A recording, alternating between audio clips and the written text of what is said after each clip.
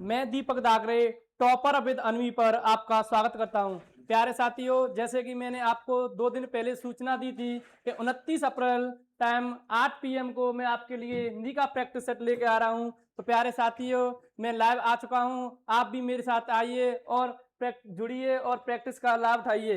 आइए प्यारे साथियों, हम देखते हैं हमारा प्रैक्टिस सेट है हिंदी वर्णमाला। कौन सा? हिंदी वर्णमाला। प्यारे साथी, हिंदी वर्णमाला की हम बात करें, इसमें हमारा पहला ही क्वेश्चन है। देखते हैं हमारा पहला क्वेश्चन कौन सा है। तो प्यारे साथी, हम पहले ही क्वेश्चन की बात करें, प्यारे साथी, तो बताते हम हिंदी वर्णमाला में वर्ण या ध्वनियों के मुख्यतः कितने भेद होते हैं। प्यारे साथियों, मुख्यतः भेदों की बात करें तो 2 भेद होते हैं। कितने होते हैं? 2 भेद। तो भेद कौन कौन से होते हैं? एक तो स्वर होता है, दूसरा व्यंजन। कौन सा? व्यंजन। बात स्वर की करें, स्वरों की संख्या 11 होती है और व्यंजनों की बात करें तो 33 होती है। बात हम स्वरों की करें तो इन 11 स्वरों को हम 2 प्रकार से वर्गीकरण करते हैं। एक तो हमारा ह्रस्व स्वर और दूसरा दीर्घ स्वर। तो बात करें ऐसे व्यंजनों की, तो व्यंजनों को हम 3 प्रकार से डिवाइड करते हैं। पहला है हमारा अंतस्थ व्यंजन। कौन सा? अंतस्थ व्यंजन। और दूसरा है हमारा ऊष्म व्यंजन। और बात करें हम तीसरे की, स्पर्श व्यंजन। बात हम अंतस्थ व्यंजन की करें तो 4 होते हैं और ऊष्म हमारे भी 4 होते हैं और स्पर्श व्यंजन 25 होते हैं। कितने होते हैं? 25। तो प्यारे साथियों, मैं आशा करता हूं कि जो मैंने पहला ही क्वेश्चन आपको बताया है वो आपको बहुत ही अच्छी तरीका से समझ में आया होगा। आइए प्यारे साथियों, अगले क्वेश्चन की ओर हम देखते हैं। तो प्यारे साथियों, हमारा अगला ही क्वेश्चन है हिंदी वर्णमाला में हिंदी में मूल उच्चारण स्थानों की संख्या कितनी होती है। तो हम बात करते हैं मूल उच्चारण स्थानों की संख्या 5 होती है। वो 5 कौन कौन सी होती है? तो प्यारे साथी, आइए हम बताते हैं आपको 5 कौन से होते हैं। मैं इसको आपको एक ट्रिक के माध्यम से बताऊंगा जो कि बहुत ही साधारण ट्रिक होगी। देखते हैं कौन सी ट्रिक है। KTM 2। बात करें हम KTM कहते के से बात करेंगे तो हमारा कंठ हो जाएगा। क्या हो जाएगा? कंठ। और टी से बात करेंगे हम तो तालु हो जाएगा। और M से बात करेंगे तो मूर्धन्य हो जाएगा। क्या हो जाएगा? मूर्धन्य हो जाएगा। और बात हम D से करें तो D से हमारा हो जाएगा दंत्य। और बात करें O से तो हमारा हो जाएगा ओष्ठ। बात करें हम कंठ में, हमारा आएगा क वर्ग। कौन सा वर्ग आएगा? क वर्ग। और तालु की बात करें तो च वर्ग। और बात करें हम मूर्धन्य की तो ट वर्ग। और बात करें हम दंत्य की तो त वर्ग। और बात करें हम ओष्ठ की तो ओष्ठ की बात करेंगे तो प वर्ग। प्यारे साथियों, मैंने आपको उच्चारण स्थानों की संख्या पूरी तरह डिटेल में बता दी है। प्यारे साथी, आइए देखते हैं अगले क्वेश्चन के बारे में। अगला क्वेश्चन हमारा कौन सा है? तो प्यारे साथियों, अगले क्वेश्चन की बात करें तो हिंदी वर्णमाला में अयोगवाहों की संख्या कितनी होती है। तो प्यारे साथियों, अयोगवाहों की बात करें तो हिंदी वर्णमाला में अयोगवाह 2 प्रकार के होते हैं। कौन से कितने होते हैं? 2 प्रकार के होते हैं। कौन कौन से होते हैं? एक तो हमारा होता है अनुस्वार। अनुस्वार। दूसरा होता है हमारा विसर्ग। विसर्ग। अनुस्वार की बात करें तो हम इस प्रकार दर्शाते हैं और विसर्ग की बात करें तो हम इस प्रकार दर्शाते हैं। बात करें अनुस्वार होता है हमारा ये, और विसर्ग की बात करें इस प्रकार हमारा हिंदी वर्णमाला अयोगों की संख्याओं को बताया गया है। बात करें हम प्राचीन हिंदी की तो प्राचीन हिंदी में इन अयोगों को स्वरों में गिना जाता था। इसलिए हमारे प्राचीन हिंदी में जो स्वरों की संख्या होती थी वो 11 होती थी, वो 13 होती थी। कितनी होती थी? 13 होती थी। आज हम आधुनिक हिंदी की बात करें तो आधुनिक हिंदी में स्वरों की संख्या 11 बताई गई है। और जो 2 स्वर थे अनुस्वार और विसर्ग इनको हम व्यंजनों की गिनती में माना जाता है। तो प्यारे साथियों, आइए अगले क्वेश्चन की ओर देखते हैं हम। अगला क्वेश्चन हमारा कौन सा है? बात करें हम अगले क्वेश्चन की प्यारे साथियों, हिंदी वर्णमाला में आगत स्वर कौन सा होता है? तो प्यारे साथियों, मैं आगत स्वर की बात करूं तो आगत स्वर हमारा हिंदी भाषा हिंदी भाषा हिंदी भाषा के मूल स्वर नहीं होते हैं। ये बाहर से हिंदी में आए हुए हैं। मुख्यतः बात करूं तो अंग्रेजी से आए हुए हैं। कहां से आए हुए हैं? अंग्रेजी से। मुख्यतः में बात करूं तो कहां से आए हुए हैं, और यानी इनकी ध्वनि की बात करूं प्यारे साथियों, इनकी जो ध्वनि है प्यारे साथियों, आ और ओ के बीच की कड़ी है। तो प्यारे साथियों, मैं आगत स्वर की बात करता हूं तो आगत स्वर मेरा ऑप्शन नंबर 3 में होता है। तो हिंदी वर्णमाला में आगत स्वरों को मैंने आपको बहुत ही अच्छी तरह डिटेल में बताया है। तो प्यारे साथी, आइए अगले क्वेश्चन की बात करते हैं हम। हमारा अगला क्वेश्चन है प्यारे साथी, अगले क्वेश्चन की बात करूं, जीव के आधार पर स्वरों का वर्गीकरण कितने प्रकार से होता है? तो बात प्यारे साथियों, जीव के आधार पर स्वरों का वर्गीकरण 3 प्रकार से होता है। कितने प्रकार से? 3 प्रकार से। तो प्यारे साथियों, कितने प्रकार? 3 प्रकार से। तो आइए मैं बताता हूँ कि 3 कौन कौन से होते हैं। प्यारे साथियों, तीनों की बात करूं मैं तो 3 हमारा पहला होता है हमारा अग्र,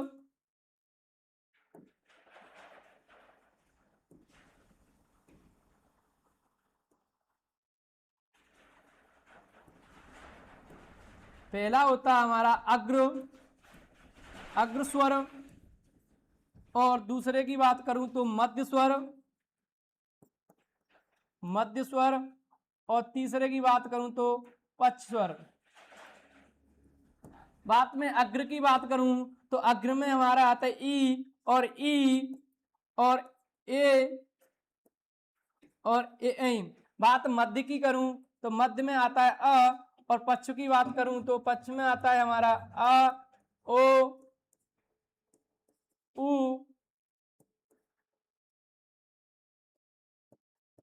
ओ, ओ।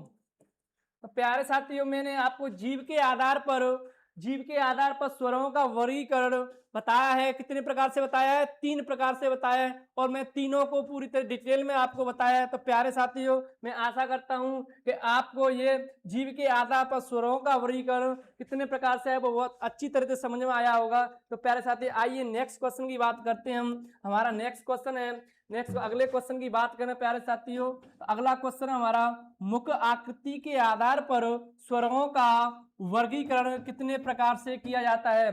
तो प्यारे साथियों, में मुख आकृति के आधार पर स्वरों का वर्गीकरण की बात करूं तो 4 प्रकार से किया जाता है। कितनी प्रकार से?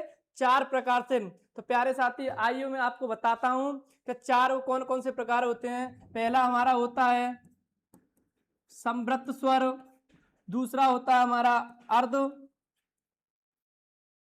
अर्ध संवृत स्वर,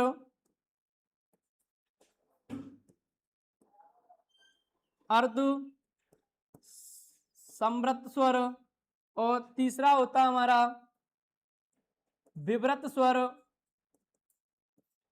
और चौथा होता है हमारा अर्ध विवृत स्वर। बात हम समृत की करेंगे तो समृत स्वर की बात करेंगे तो हमारा आता है इसमें ई, ई, उ और उ। बात हम अर्ध समृत की करेंगे, हम अर्ध समृत हमारा आता है ए और ओ बात विव्रत की करेंगे, विव्रत में आता है हमारा आ, और अर्ध विवश की बात करेंगे तो ए ऐ और ओ औ। तो प्यारे साथियों, मुख्य आकृति के आधार पर स्वरों का वर्गीकरण मैंने आपको 4 प्रकार से बताया है। उन चारों का मैंने डिटेल में आपके लिए विवरण कराया है। बात करता हूं मैं अब प्यारे साथी अगले क्वेश्चन की बात करूं मैं तो अगला क्वेश्चन मेरा है निम्नलिखित में से स्वर निम्नलिखित में से कौन सा एक व्यंजन का प्रकार नहीं है। तो प्यारे साथियों, मैंने अभी अभी पहले क्वेश्चन में इससे पहले क्वेश्चन में मैंने आपको बताया थोड़ी देर पहले कि व्यंजन मैंने आपको बताया एक तो होता है हमारा अंतस्थ व्यंजन, कौन सा अंतस्थ व्यंजन, दूसरा होता है हमारा ऊष्म व्यंजन, और बात करें स्पर्श व्यंजन तो प्यारे साथियों अंतस्थ और स्पर्श व्यंजन। तो प्यारे साथियों मैं बात करूंगा मेरा स्पर्श हो जाएगा और अंतस्थ व्यंजन हो जाएगा और ऊष्म व्यंजन हो जाएगा। समृद्ध स्वर में आता है ना कि व्यंजन में। तो प्यारे साथियों मैं अगले क्वेश्चन की बात करूं तो मेरा अगला क्वेश्चन है, मैं अगले क्वेश्चन की बात करूं प्यारे साथियों तो निम्नलिखित में से कौन सा एक द्विगुण व्यंजन है। तो प्यारे साथियों मैं द्विगुण व्यंजन की बात करूं, द्विगुण व्यंजन की बात करता हूं तो द्विगुण व्यंजन की बात करूं मैं प्यारे साथियों इनके उच्चारण में जीव ऊपर उठकर मूर्धा से स्पर्श करती है और झटके से नीचे आती है। कैसे आती है? झटके से नीचे आती है। बात करूं मैं तो द्वारा मैं आपको बताता हूं कि इनके उच्चारण में जीव ऊपर मूर्धा तो स्पर्श करती है और झटके से नीचे आती है। कैसे आती है? झटके से। बात करूं मैं द्विगुण व्यंजन कौन से होते हैं, द्विगुण व्यंजन होते हैं ड और अण। कौन से होते हैं? ड और अण। प्यारे साथियों इनकी मैं बात और डिटेल में बताऊं तो इनसे किसी भी शब्द की हम शुरुआत नहीं कर सकते, ये केवल बीच में और अंत में आते हैं। तो प्यारे साथियों मैं आशा करता हूं कि आपको द्विगुण व्यंजन बहुत ही अच्छी तरह से समझ में आए होंगे। तो नेक्स्ट क्वेश्चन, अगले क्वेश्चन की बात करूं प्यारे साथियों, निम्नलिखित में से कौन सा पंचमा अक्षर वर्ण का एक प्रकार है। तो प्यारे साथियों निम्नलिखित में से कौन सा पंचमा अक्षर वर्ण का एक प्रकार है। मैंने अभी अभी आपको बताया थे कि कितने वर्ग होते हैं? 5 वर्ग होते हैं। कितने वर्ग होते हैं? 5। उन पांचों वर्गों के जो अंतिम अक्षर होता है वो अंतिम अक्षर ही हमारा क्या होता है? पंचमा अक्षर होता है। जैसा कि मैंने आपको बताया क वर्ग, क वर्ग, तब सॉरी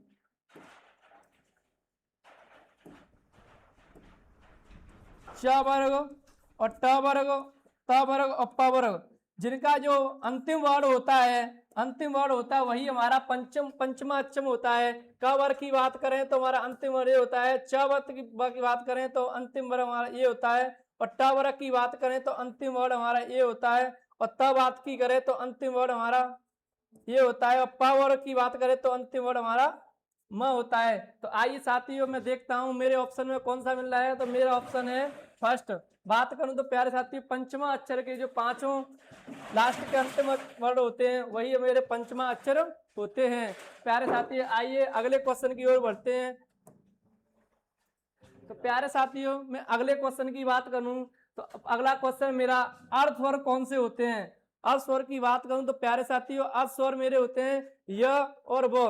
इनको थोड़ा डिटेल में देखते हैं। तो प्यारे साथियों अर्ध स्वर हम उनको कहते हैं जो स्वरों की सहायता से बोले जाते हैं। किस प्रकार? जो स्वरों की सहायता से बोले जाते हैं। बात करूं मैं अर्ध स्वरों की ओर तो इसमें जीभ दांत और तालू से पूर्ण तरह स्पर्श नहीं करती है और होठों से भी ये पूर्ण तरह स्पर्श नहीं करती। इसे हम क्या कहते हैं? अर्ध स्वर कहते हैं। तो प्यारे साथियों अगले क्वेश्चन की ओर हम बढ़ते हैं। अगला क्वेश्चन है मेरा निम्नलिखित में से अंतस्थ व्यंजन कौन से हैं। निम्नलिखित में से अंतस्थ व्यंजन कौन से हैं? प्यारे साथियों अंतस्थ व्यंजन की बात करूं तो ये 4 होते हैं। कितने होते हैं? 4 होते हैं। कौन से होते हैं प्यारे साथियों? मेरा होता है य, र, ल और ब। बात करूं तो मेरे कौन से ऑप्शन में जा रहे हैं? ऑप्शन नंबर 4 में जा रहे हैं। तो प्यारे साथियों अंतस्थ व्यंजन में मैंने आपको पहले भी डिटेल में बताया था और फिर मैं दोबारा से आपको डिटेल में बताया है। इनकी संख्या कितनी होती है?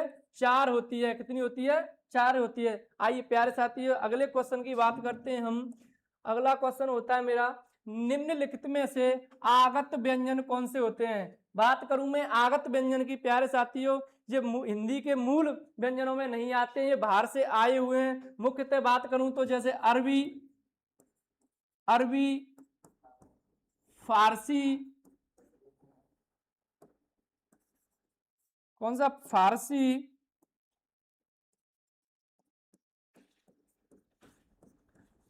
और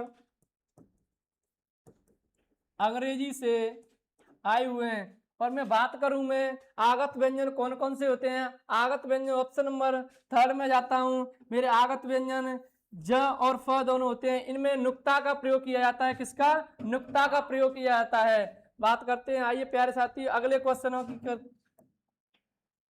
मेरा अगला क्वेश्चन है, जिन व्यंजन वर्णों के उच्चारण में श्वास वायु अल्प मात्रा में निकले उसे क्या कहते हैं? तो प्यारे साथियों, जब श्वास वायु अल्प मात्रा में निकले तो उसे हम अल्प प्राण कहते हैं, और श्वास वायु अगर अधिक मात्रा में निकले तो उसे हम महाप्राण कहते हैं। बात करूं मैं अल्प प्राण की, अल्प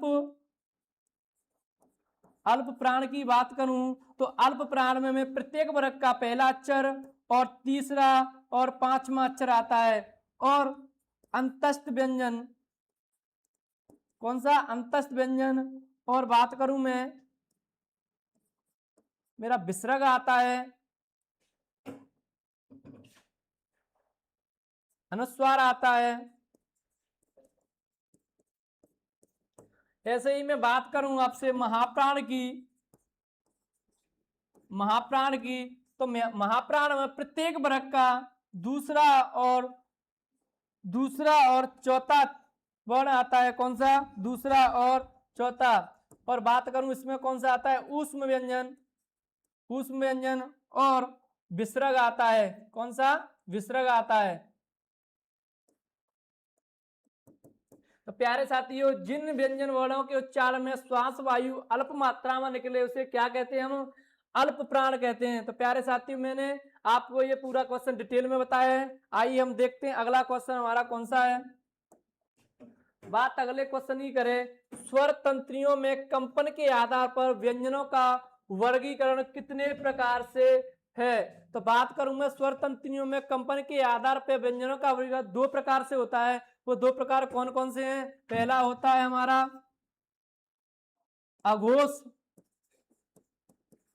अघोष और दूसरा होता है हमारा सघोष। बात करूं मैं अघोष में मेरे आते हैं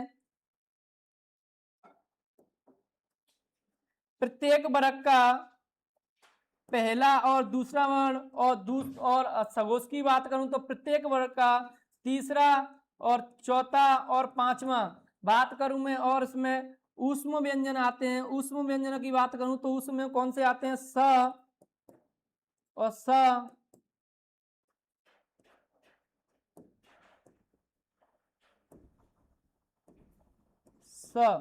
अब बात करूं मैं इसमें जो ह होता है वो ह हमारा कहाँ चला जाता है? सघोष में जाता है। और इसमें कौन सा आता है? अंतस्थ व्यंजन आता है और ह आता है। बात करूं तो इसमें अघोष में हमारा विसर्ग आएगा।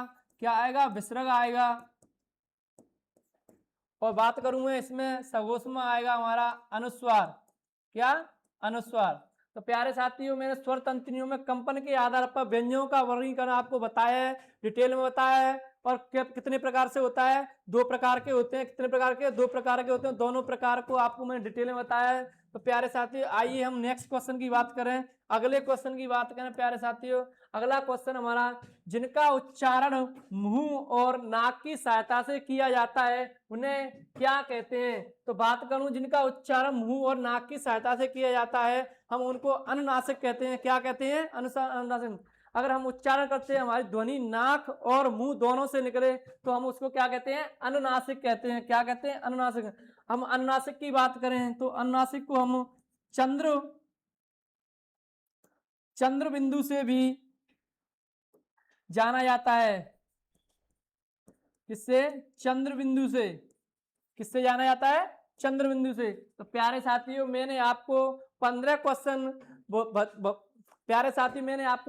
क्वेश्चन बहुत ही भली बात कराए हैं। इन 15 क्वेश्चन को आप दोबारा से क्लास को देखें और आपको बहुत ही आनंद आएगा। मैं वादा करता हूं कि ये 15 क्वेश्चन अगर हिंदी वर्णमाला से आपको कांस्टेबल में क्वेश्चन पूछे जा रहे हैं, 15 क्वेश्चनों में से अगर ये की बाहर आए तो इसकी मैं गारंटी लेता हूं। प्यारे साथी, अगर आपको ये क्लास अच्छी लगे तो क्लास को शेयर करें और लाइक करें और चैनल को सब्सक्राइब करें। जय हिंद, जय भारत।